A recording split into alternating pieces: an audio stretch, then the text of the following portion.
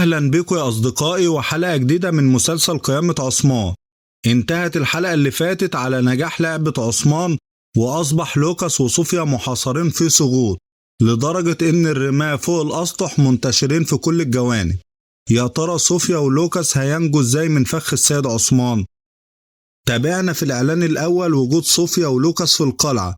مش بس كده، كانوا بيدوروا على الخائن اللي في القلعة اللي أنقذ فاطمة وسهل دخول المحاربين.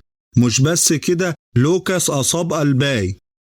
معنى كده يا أصدقائي نجاة صوفيا ولوكاس من الحصار في سقوط.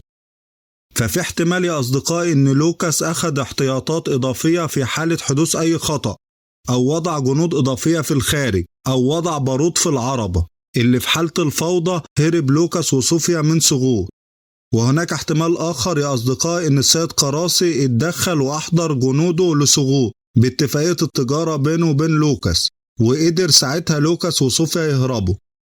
أو احتمال آخر إن حصل قتال واستغلوا الفوضى اللي حصلت من قتال الجنود مع بعضها، وقدروا يهربوا من سقوط بعد إلهاء جنود لوكاس لعثمان على ما يقدر يهرب.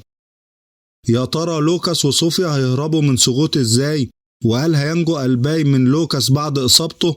وإيه اللي هيحصل لبالا وغونجا وهوليفيرا؟ ده اللي هنعرفه الحلقة الجاية إن شاء الله، تابعونا.